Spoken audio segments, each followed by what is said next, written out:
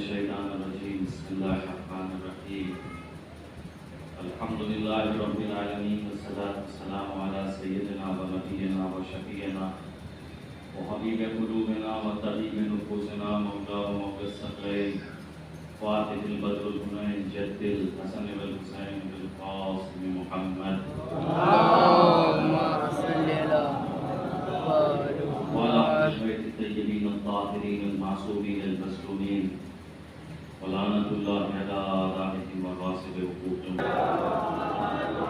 سبحانه وتعالى قال في القرآن الحكيم ومن يكفر بالطاغوت يؤمن بالله فقد استمسك بالعروة الوثقى لا انقسام لها والله سميع عليم صلوات محمد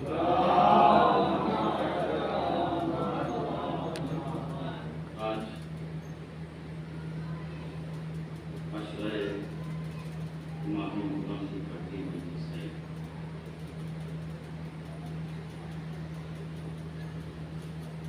اور یہ جان بڑا نمودار ہوتا ہے اور آپ لوگ جانتے ہیں اس بارے میں کہ یہ لونر کیلنڈر کے اعتبار سے پہلا مہینہ ہے اور یہ پہلے سال کا یہ پہلا مہینہ ہے اور یہ شروع ہوتا ہے صاحبان غم کے لیے غم سے اسی کی آج یہ پہلی تاریخ ہے اور پہلی محرم کی یہ پہلی مجلس کا انعقاد کیا گیا آج کی جو بیچلر کی اصول ہوتا ہے وہ پہلی مجلس ہوتی ہے اس میں پریفیس بیان کیا جاتا ہے کہ باقی مجلسیں ہوں گی اس موضوع پر اس کی بنیاد کیا ہوگی کس چیز پر تبصرہ کیا جائے گا کون سی بات اٹھائی جائے گی مضمون کیا ہوگا انداز بیان کیا ہوگا کیفیت و فلسفہ ذکر بیان کیا ہوگا یہ سب پہلی مجلس میں ایک پریفیس کی شکل میں معنی بریف کر دیا جاتا ہے ذہن کو ایک بریفنگ کرائی جاتی ہے کہ اس دائرے کے تحت یہ ساری گفتگو ہونا دیکھیے مجالس سے سرکاری سعید الشہداء کا دیکھیے ہر آدمی کا اس ذہن کے اندر مختلف ذہن جیسے سامع کے مختلف ذہن ہوتے ہیں سامعین کے مختلف ذہن ہوتے ہیں ایسے ذاکرین کے مختلف ذہن کوئی ذاکر کسی نظریے کو فالو کرتا ہے کوئی کسی نظریے کو فالو کرتا ہے تو لہٰذا یہ کہ اس میں کوئی معاملہ ڈسپیوٹ نہیں ہے کیونکہ ذاکر نے مختلف ذہن بنائے ہیں اگر مختلف ذہن نہ ہوتے تو مختلف زاویے نہ ہوتے اور مختلف زاویہ نہ ہوتا تو مختلف نتیجے نہ نکل کے آتے لہٰذا یہ کہ یہ دنیا کے اندر جو یہ ساری کشمکش ہے اس میں آپ نے دیکھا ہوگا کہ باطل بھی ہے ہم کسی کو باطل کہتے ہیں ہم اپنے کو حق پر کہتے ہیں کوئی ہم کو باطل پر کہتا ہے اپنے کو حق پر سمجھتا ہے یہ دنیا کے اندر اللہ نے یہ تضاد پیدا ہی کیا بھلے صبح ہے تو رات آئے گی جب سورج نکلا ہے تو اندھیرا چھائے گا جب جوانی آئی ہے تو بڑھاپا آئے گا جب گرمی ہوئی ہے تو سردی آئے گی یعنی یہ دنیا کے اندر جتنا یہ موشن ہے چاہے وہ میٹلسٹک موشن ہو یا روحانی موشن ہو یعنی سوالسٹک ریولوشن آئے یا اس میں موشن ہو یا میٹلسٹک موشن ہو یہ سب ضدی پر قائم مقام ہے اگر یہ فضا کے اندر یہ جتنی بھی آپ تبدیلیاں دیکھ رہے ہیں میں صبح سے شام و موسم کا آنا جانا اسی کے اندر تخلیق آفرینہ یعنی تمام چیزوں کا پیدا ہونا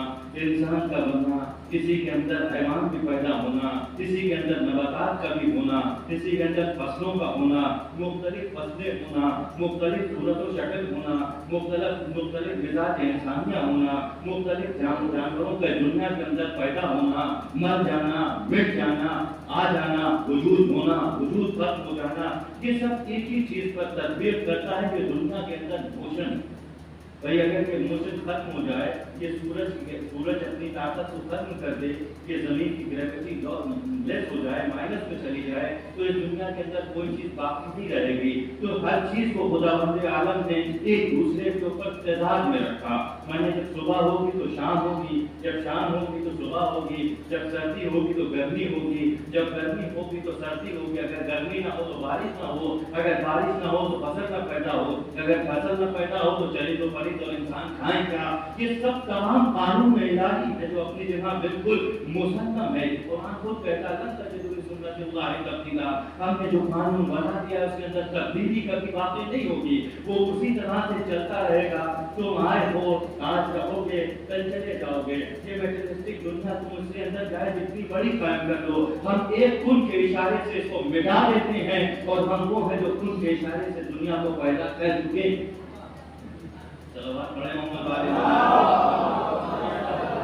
तो ये बात नहीं है कि ये पूरी दुनिया जो चल रही है इत्तेसादी बजवात, इत्तेसाद से मतलब एक हर चीज के अल्लाह ने हर चीज के लिए एक अपोजिट पावर रखी हुई है।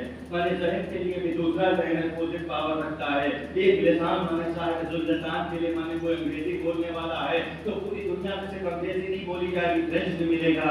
अगर फ्रेंच बोलने वाले हैं तो अरबी वाले भी मिलेंगे, अगर अरबी बोलने वाले हैं तो फारसी वाले भी मिलेंगे। तो माने जो जबान की भी तजाद है, फिर इंसान की भी तजाद है, फलसफा इंसानी की भी तजाद है, फलसफा रूहानी की भी तजाद है। हर चीज को खुदा बंदे आलम से तजाद से पहचानवाया। अगर सच ना होता, अगर झूठ ना होता तो सच की अहमियत न पता चलती, अगर नफर ना होता तो ईमानदारी की तस्वीर न साफ होती। भाई सब कुछ अहमियत जब ही होती है जब उसका माइनस मौजूद।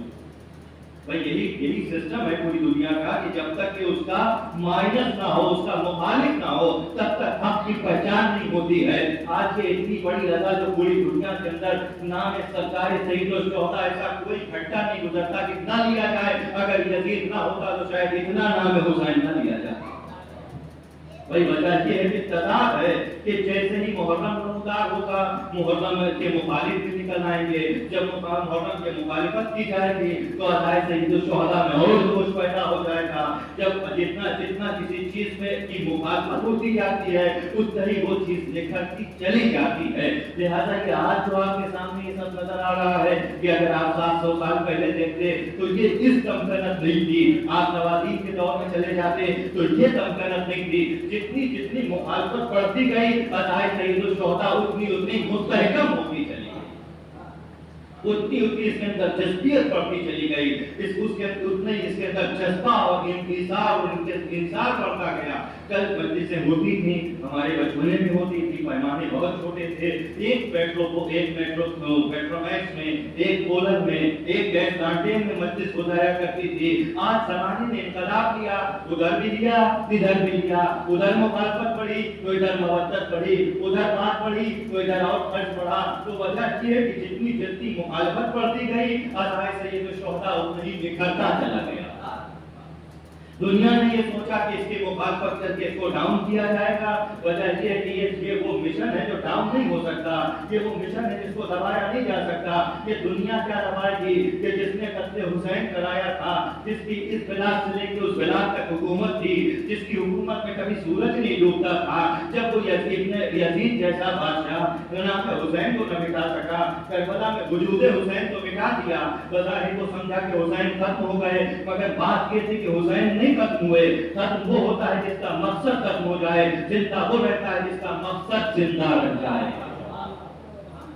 अब तक की सारी दुनिया यही सोचती थी।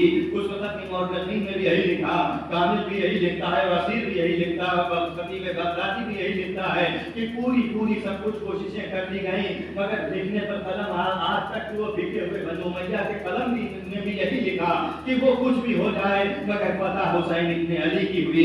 वजह ये कि मकसद किसका जीता, कानून ये बताता है मकसद हुसैनी जीता या मकसद यजीदी जीता। मकसद यजीद का जीत न सका, हुसैन को तो तबाह कर दिया, बड़ा घर लूट लिया, मगर मकसद यजीद फना हो गया। और मकसद हुसैन आज भी इसी दुनिया में मौजूद है। आप भी देख रहे हैं, हम भी देख रहे हैं, हर बशर देख रहा है, हर नजर देख रही है, हर फिक्र सोच रही है, हर परवाज करने वाला जहन सोच रहा है कि कौन था जिसने मोहम्मद के मिटते हुए दीन को दीन इलाही को, दीन मोहम्मद को जो मिट रहा था, उसने कौन था ऐसा जिसने अपने लहू से ऐसा जिंदा कर दिया कि अब क़यामत तक कभी इस्लाम को खतरा नहीं हो सकता। अब मुसलमान खतरे में जा सकता है मगर अब इस्लाम को कभी खतरा नहीं होगा, क्योंकि इस्लाम को हुसैन इब्न अली ने करबला में कोफ्ता कर दिया। یہ تو پریویس کی بات ہو گئی ہے، بریفنگ ہو رہی تھی، یعنی جس کو آپ لوگ کہتے ہیں تمہیدی کلمات تھے، پہلے بات تو تمہید کی بات ہے کہ آیت الہی جس کے اوپر یہ اشرا منعقد ہونا ہے وہ یہ تھا کہ اور فَمَن يَكْفُرْ بِالطَّاغُوتِ، یعنی جب تک کہ وہ طاغوت کا انکار نہ کر دے، یؤمن باللہ، تب تک اللہ پر ایمان نہیں لایا جا سکتا۔ پہلی شرط اس بات کی ہے اللہ پر ایمان لانے کی، یعنی اللہ پر ایمان لانے کی پہلی شرط یہ ہے کہ ایمان بعد میں پہلے انکار طاغوت ہے۔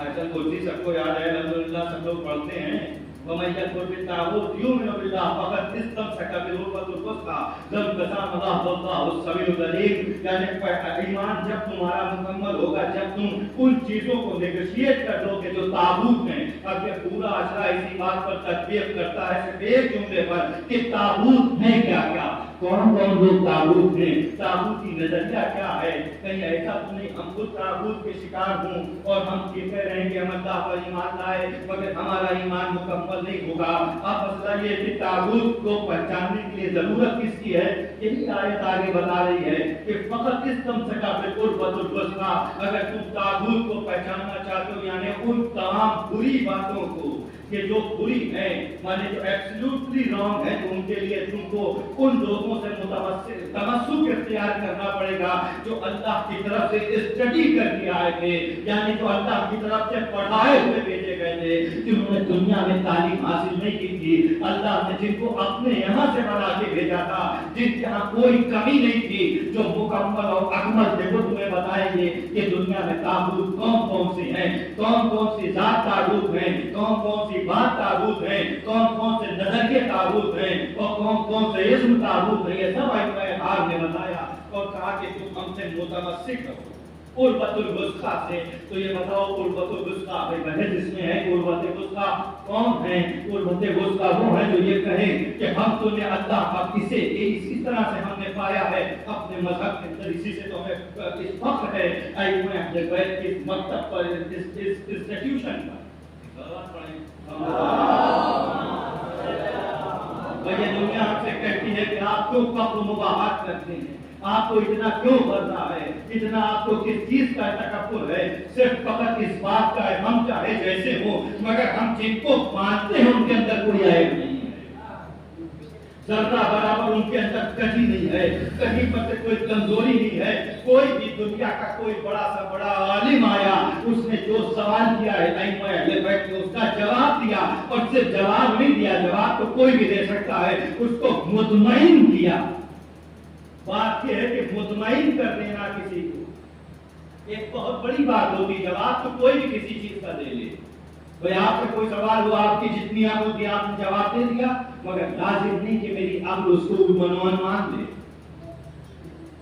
آپ کوئی سوال ہم سے پوچھیں ہم اس کا جواب دیں، یہ لازم نہیں ہے کہ آپ اس کو بالکل اسی طرح سے مان لے کہ ہاں وقت تسلیم کر دیا۔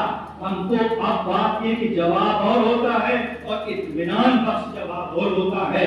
یہ تاریخ رہی آل محمد کے کہ جس نے بھی سوال کیا اس کو اطمینان بخش جواب۔ صلوات پڑھیں محمد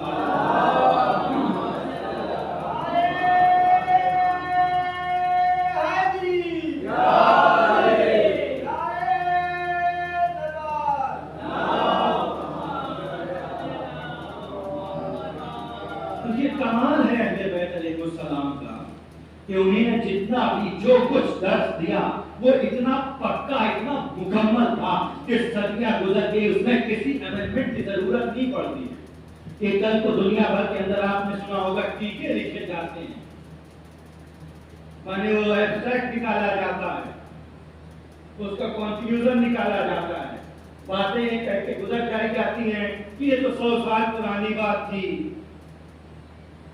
سنا ہوگا آپ نے تمام ادیان کے اندر یہ ہے کہ وہ تو 100 سال پرانی بات تھی۔ اور کرسچینٹی میں بھی آپ دیکھیے کہ ہر 100 سال کے بعد امینڈمنٹ ہوتا ہے، اولڈ ٹیسٹامنٹ یا نیو ٹیسٹامنٹ جس کو آپ کہتے ہیں، اس میں ہر سال ایک چیپٹرائزیشن کیا جاتا ہے، ایک نیا چیپٹر اس میں ایڈ کرتے ہیں کہ بھئی اب 100 سال گزر گئے ہیں، اب وہ قانون پرانے ہو گئے، اب نیا قانون اس طرح سے آنا چاہیے، اب وقت کی ضرورت ایسی ہے۔ مگر شریعت فقہ جعفری میں آج تک کے کسی امینڈمنٹ کی ضرورت ہی نہیں پڑی.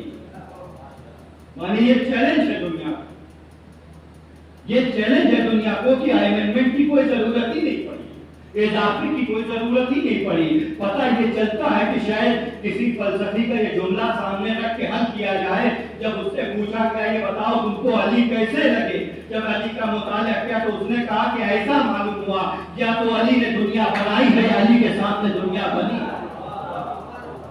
بھائی جس نے سرے سے آخر تک سب دیکھا ہو اور اس کے کلام میں اب بات یہ ہے کہ صرف علی ذات نہیں ہے, بات یہ ہے کہ ذمہ داری تو پیغمبر کی کہ انا محمد, میں محمد ہوں, اولنا محمد واوسطنا محمد واخرنا محمد وکلنا محمد, ہم پارا کے پارا سب کے سب محمد ہیں, کوئی فرق نہیں.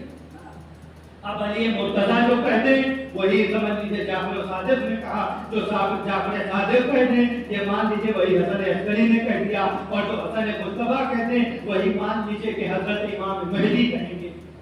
اس میں کسی قول میں امینڈمنٹ نہیں ہوگا, جو کہہ دیا وہ اپنی جگہ پر ہے. اب اس کی ایک مثال دیتے, ایک فلسفی آیا, ایک ایتھسٹ آیا, فلسفی تھا اور منکر خدا تھا.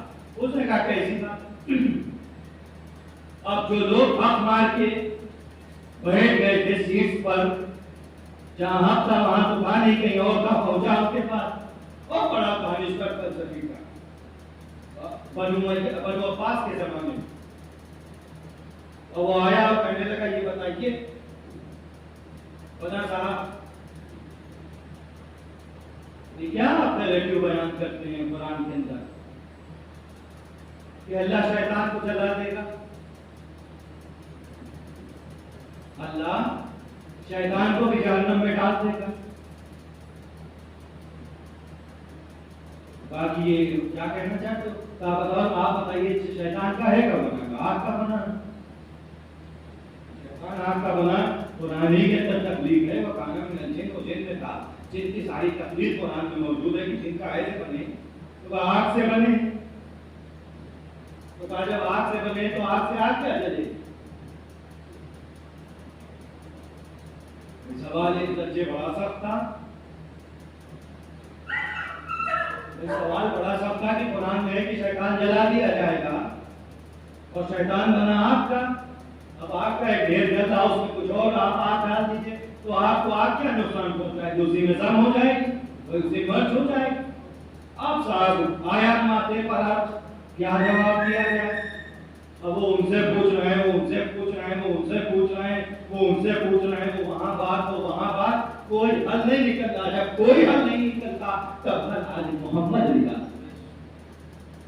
تو کہا بھائی اب کیا کیا جائے, کہا اس سے کہتے وہیں جائیں, وہیں جائیں تو باب العلم کا پوتا ہے, اس سے پوچھیں جائے. آیا وہ شخص, امام نے کیسے آنا ہوا, سوال دیکھیں. کیا سوال, سوال یہ ہے کہ آپ کو آگ کیسے نقصان پہنچائیں. قرآن کے اندر درج ہے کہ جنات جو ہے وہ کانا من الجن, اور جن سے تھا جن کی ساری تفسیر ہے کہ ہم نے انہیں آگ سے پیدا کیا. خود جن نے کہا تھا کہ شیطان خود موجود ہے قرآن میں. خلقنی من نار, تم نے تو مجھے آگ سے بنایا. یہ تو ڈائلاگ اس کا موجود ہے قرآن کے اندر سورہ اعراف میں.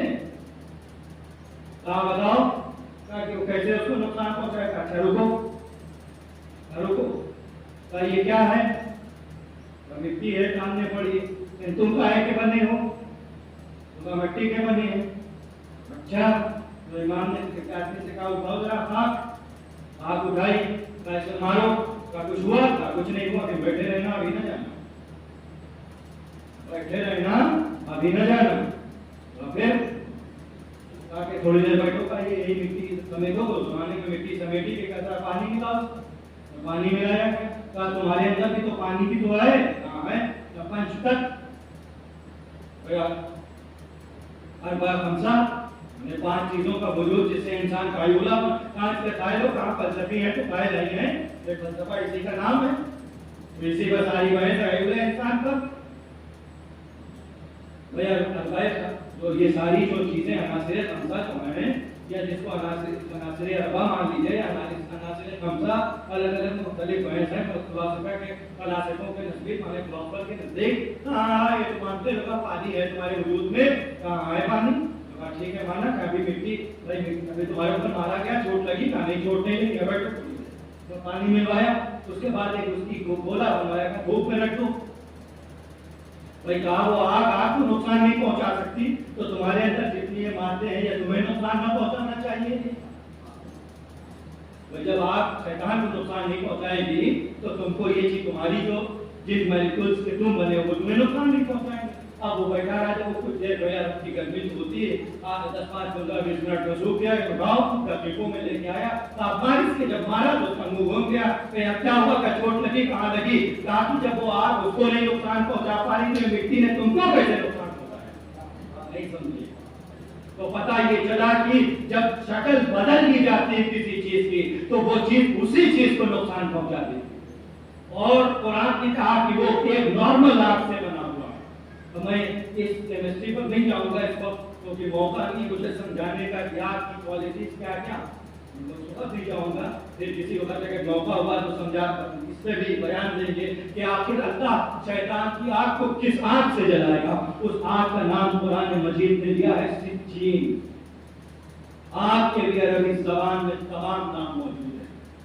اس میں سے سب سے ہارڈ آگ جو اسے سجین کہتے ہیں قرآن کے اندر دکھایا ہے کہ اور زبانوں کے اوپر سجین کے تالے لگا دیے جائیں گے. اب سجین کا عام اور معنی فلسفیوں میں اور منطقیوں نے یہ لیا کہ 3000 ڈگری پر پتھر لال ہو جاتا ہے. میں نے آپ لوہے کا الگ ٹیمپریچر ہے اور پیتل کا الگ گرم کرنے لال کرنے کا اور پگھلانے کا اور الگ الگ ٹیمپریچر ہے سب کے. اسی طرح سے پتھر کو لال کرنے کا ٹیمپریچر ہے 3000 کے قریب. اگر اتنی ڈگری پر اس کو گرم کیا جائے تو پتھر ایک درجہ لال ہو کے پانی ہو جائے گا، ہمیں بھسم ہو جائے گا. تو اللہ اس آگ سے پتہ یہ چلا کہ جو شیطان کی آگ جتنی اس کے اندر کیپیسٹی ہے، جنات ایک سسٹمیٹک طور پر اتنے پاور پر اس آگ کو بنایا گیا، اس سے کئی ہزار گنا جب آگ اللہ اس کے اوپر ڈالے گا تو وہ بھی آگ جل کے خاک ہو جائے گی، اس کو بھی تکلیف ہوگی. تو جس طرح سے مٹی کو نقصان پہنچائے گی اسی طرح سے وہ تیز آگ اس آگ کو کھا جائے گی. یہ ہے ایوب اہل بیت علیہ السلام کا علم. اب یہ ہے وارث رسول اللہ. اب ان سے پوچھا جائے گا یہ بتائیے کہ تابوت، تو امام نے فرمایا کہ بہت دور نہ جاؤ، تابوت ہر شخص کے دل کے اندر بیٹھا ہوا ہے. میں نے ابھی محلے ٹولے میں دیکھنے کی ضرورت نہیں ہے، پہلے اپنے دل کے اندر تھا. دیکھو وانظر فی قلبک، اپنے قلب کے اندر دیکھو کہ اس میں کون کیسا تابوت چھپا ہوا ہے. کہیں انا کا تابوت تو نہیں چھپا ہوا ہے، کہیں تکبر کا تابوت تو نہیں چھپا ہوا ہے، کہیں رئیسی کا گھمنڈ تو نہیں چھپا ہوا ہے، کہیں ظلم و استبداد و استکبار کا کہیں تابوت تو نہیں چھپا ہوا. پہلے تمہاری ذمہ داری ہے کہ اپنے دل کے تابوت کا انکار کرو، اس کو نیگوشیٹ کرو. یہ سجدہ کس چیز کی علامت ہے کہ سر رکھ کے سبحان ربی الاعلی و بحمدہ کیوں کہلایا جاتا ہے؟ تاکہ تمہیں تمہاری حیثیت کا اندازہ ہو جائے کہ تمہاری کوئی اوقات نہیں اس خالق کائنات کے ساتھ. یہ ضرورت کیا ہے؟ یہ 5 وقت یہ کیوں سر جھکوائے جا رہے ہیں؟ یہ دن میں 34 مرتبہ کیوں سر جھکوائے جا رہے ہیں؟ وہ اسی سے تاکہ تمہارے اندر کا جو طاغوت انا ہے، تمہارے اندر کا کبر ہے، یہ تمہارے اندر کا جو تکبر ہے، یہ پارا پارا تم خالق نہ سمجھ بیٹھو اپنے کو. تمہیں تمہاری حیثیت پتہ چلتی رہے کہ تمہاری حیثیت کیا ہے، تم ہو کیا. میں نے آپ کے سامنے بھی اٹھائی یہ بات کہ یہ پورا عنوان انسان کی زندگی کا ڈائیورژن پر بنا ہوا ہے، گم جانے کے اوپر. یہ مستقل ڈائیورٹ ہوتی رہے گی. آج جو بچہ پیدا ہوا ہے کل وہ جوان ہوگا، کل وہ جوان سے ادھیڑ ہوگا، ادھیڑ سے بوڑھا ہوگا، اور بوڑھا ہونے کے بعد اس دنیا سے چلا جائے گا. یہ دنیا کا سرکل قانون میں الہی ہے. آج کے گھرانہ دولت مند ہے، کل اس کی دولت کم پڑ جائے گی، پرسوں وہ ڈیوائڈ ہو جائے گی، اس کے بعد پھر ایسی تقسیم ہوگی کہ چھوٹے چھوٹے حصوں میں جائے گی. ایک وقت ایسا آئے گا کہ جو کل ناز کیا کرتے تھے اپنی دولت پر، ان کے وارثان کے ہاتھ میں کٹورے آ جائیں گے. یہ دولت و طاقت و ثروت مستقل ایک سے دوسرے اور دوسرے کے تیسرے اور تیسرے کے چوتھے چل رہی ہے. جب تم دیکھ رہے ہو یہ ایگزامپل دنیا کے اندر, پھر تمہیں کس چیز کا تکبر آتا ہے, بات سمجھ نہیں.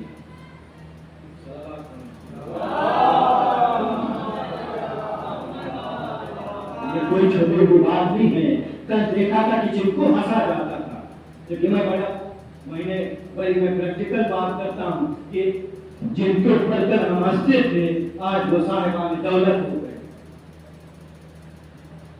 جن کے اوپر کل ہم ہنستے تھے آج وہ صاحبان دولت ہو گئے. جن کو اپنے صفت و شرافت و شرش پر بڑا ناز تھا, آج وہ بے تہذیب ہو گئے, بے دولت ہو گئے, بے خانوا ہو گئے, بے علم ہو گئے. کیوں؟ کیونکہ یہ دنیا کے اندر مستقل ڈائیورژن ہے, ڈائیورٹ ہو جاتا ہے فوراً. اسی سے امام علی علیہ السلام نے فرمایا کہ عقل مند وہ ہے جو اپنے مستقبل پر صبح سے لے کے شام تک ایک نظر رکھے, فیوچر اسٹیٹکس پر, مستقبل آرائی. مانے کا بیوقوف ہے وہ شخص دنیا میں رہنے والا جس کے اندر فور کاسٹنگ نہیں ہے, جس کے اندر آگے بڑھنے کی جستجو کا بننا نہیں, جو ایک جگہ پر رک گیا, جس نے منزل عتم کر لی اپنے لیے. انسان وہ ہے کہ جس کے لیے کوئی منزل عتم نہیں ہے, کوئی آخری منزل نہیں. وہ مستقل جتنا چاہے اتنا بڑھتا چلا جائے. اس کے اندر کوئی روک نہیں ہے. اس کی کیفیت اور اس کی صلاحیت کے اندر حتمی کوئی چیز ہے. وہ بات اور ہے کہ وہ اپنی قائدی سے اپنی منزل کو اپنے لیے آخر سمجھنے کے بعد یہی کرے.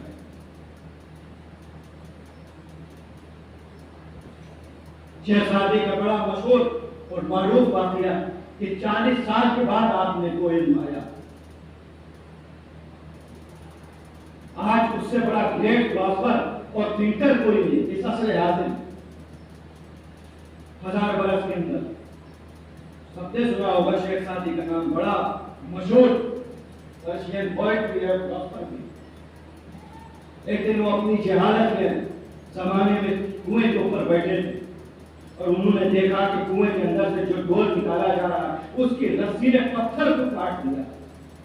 یہ اس کے رگڑ سے پتھر کٹ گیا اور ہوا بڑھ گیا, نشان پڑ گیا. تو کہا کہ جب اگر پتھر رسی سے گر سکتا ہے تو علم سے ہمارا ذہن کیوں نہیں گر سکتا؟ ہم کیوں نہیں عالم بن سکتے؟ ہم کیوں نہیں فلسفی بن سکتے ہیں؟ تو بات یہ کہ صبح اور شام یہ ساری جو مجالس آتا ہے ان کا ایک ہی موٹیو ہونا چاہیے کہ صرف اس میں وہ باتیں بیان کی جائیں جس سے مستقبل پر آدمی کی نظر پہنچے, ماضی کو نظر لے جانے کی کوشش نہ کی جائے. ہر وہ قوم مردہ ہو جاتی جو ماضی میں تھی. ہمارے باپ دادا یہ تھے, آپ کیا ہیں؟ کوئی مسئلہ یہ ہے کہ ہمارے باپ دادا تھے اور ہمارے باپ یہ تھے, ہمارے پردادا یہ تھے, آپ بتائیے کہ آپ کیا ہیں؟ تو وجہ یہ ہے جو ماضی سوچ کے جو خوش ہوتا ہے اس کا ہمیشہ مستقبل خراب ہو جاتا ہے. تو ساری کوشش یہی ہونا چاہیے کہ مستقبل پیش نگاہ ہے. اور کربلا میں آپ نے 1400 سال سے کم منایا جا رہا ہے. حسین ابن علی سے زیادہ کون فورکاسٹر تھا, کون مستقبل شناس تھا؟ وہ چٹھیل میدان پر بات تمام کی جائیں وہ گیا ہے. انشاءاللہ پھر کل اسی موضوع پر آگے بات ہوگی. حسین سے بڑا کون فورکاسٹر تھا, کون مستقبل شناس تھا کہ وہ زمین جو کوڑیوں کو مول تھی, وہ زمین جو کوڑیوں کو مول تھی جس پہ نظرات ہوتی تھی, نہ جس پہ کچھ اٹھتا تھا, نہ کہ جس کے اوپر کوئی کسی سے بہت چھوٹی کھیتی تھی, کہیں کوئی دریا کے ساحل میں 7,000 دینار کی کیوں خریدی؟ آپ نے ذہن پر اس پہ غور کیا کہ حسین سے بڑھ کے مستقبل پہچانے 1400 برس سے ہم منا رہے ہیں, مگر غور کیا ہو لوگوں میں یہ نہیں کہتا ہوں سب کے کتنے بگڑے ہیں. میں تو بات بتا رہا ہوں.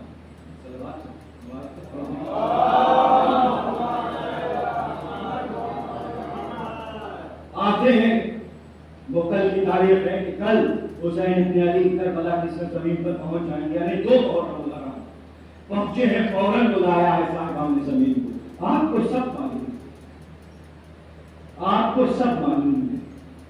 اس کے بعد بھی سب کو بلایا, یہاں ان کو بلاؤ, اس کو بلاؤ, کیا نام ہے, کسی نے کوئی نام, کسی نے کوئی نام, کسی نے کوئی نام, کسی نے مختلف लग रहा है इसको करबला दिखे। आप रुक जाओ, नहीं रुक। किसी ने मशवरा भी दिया कि भाई चटियल मैदान में नौबयार हो गया सेदा है, कहा नहीं बस का नाम है। आपने बहुत सुना है, क्या करें, सवारी सामने भूमि को प्रॉपर्टी होल्डर ने उनको बोला, मैंने को बुलाया कि जमींदार बुलाया कि जमींदार की सोबत जितना झूठ तशरीफ था। हाँ, ये जमीन इसकी फरोख्त करो, जगह आपके लिए सब कुछ हाजिर है। और यहाँ रहने का क्या मतलब है, हम लोग के लिए खाने हाजिर है, सबके बयान कीजिए। मतलब नहीं, बस वही सवाल की बंदे जगह ऐसे ही ले लीजिए। हम हिबा किए देते हैं, आप ऐसे ही ले लीजिए। भाई दोनों मकान आपका, आपके बाबा की सबक की मिला है ये इलाका, आप ही कह रहे हैं। क्या नहीं, हम ऐसे नहीं रुकेंगे, लिख दो और इसका मुआवजा ले लो बस। रिवायतन 60,000 दिरहम में आपने वो जमीन खरीदी, क्यों खरीदी?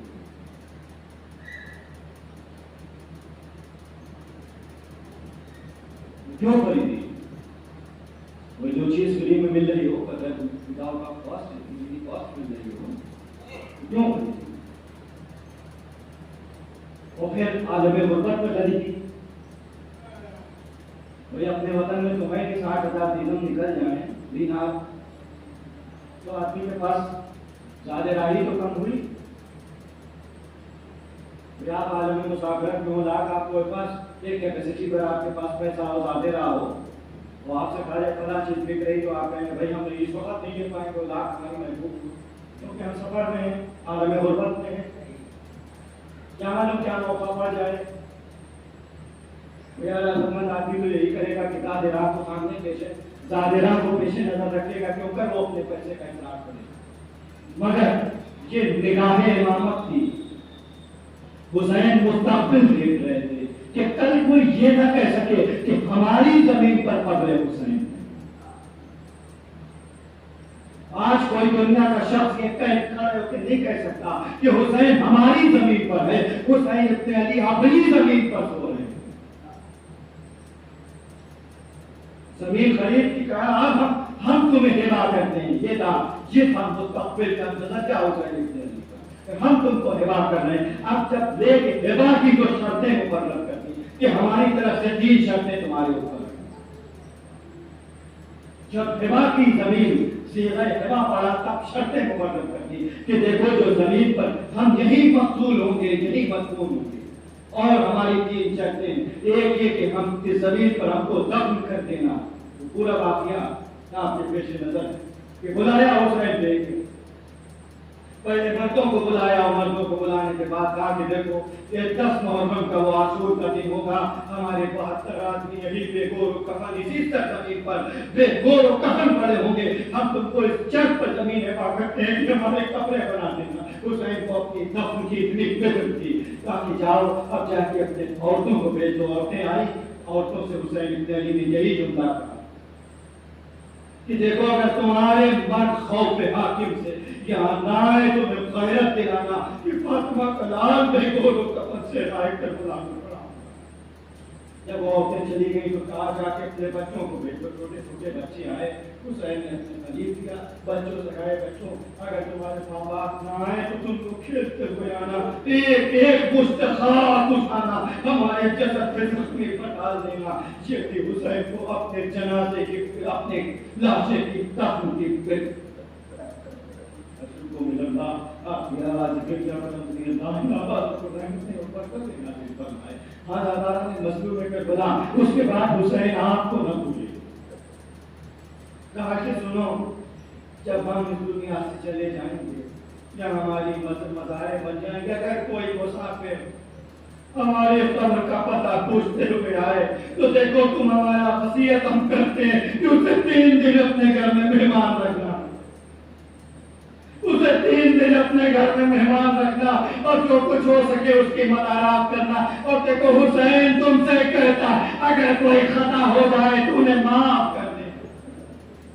میں نے زوار حسین اپنے زواروں کے لیے کہا کہ اے بنو اسد کے لوگوں, اگر میرے زوار سے کوئی خطا ہو جائے تو اس کی خطا معاف کر دینا. یہ تھی محبت حسین ابن علی کی, یہ تھی نگاہ مستقبل حسین ابن علی کی, کہ کوئی ایسی کوئی شرط نہیں تھی کہ جو باقی نہ رکھی ہو اپنے عزاداروں کے لیے. حسین جانتے تھے آج جو لوگ کربلا گئے ہیں ان کو 2-4 وقت کا کھانا ملتا ہے, یہ وہی وقت حسینی ہے جس سے وہاں آج بھی کھانا کھلایا جاتا ہے.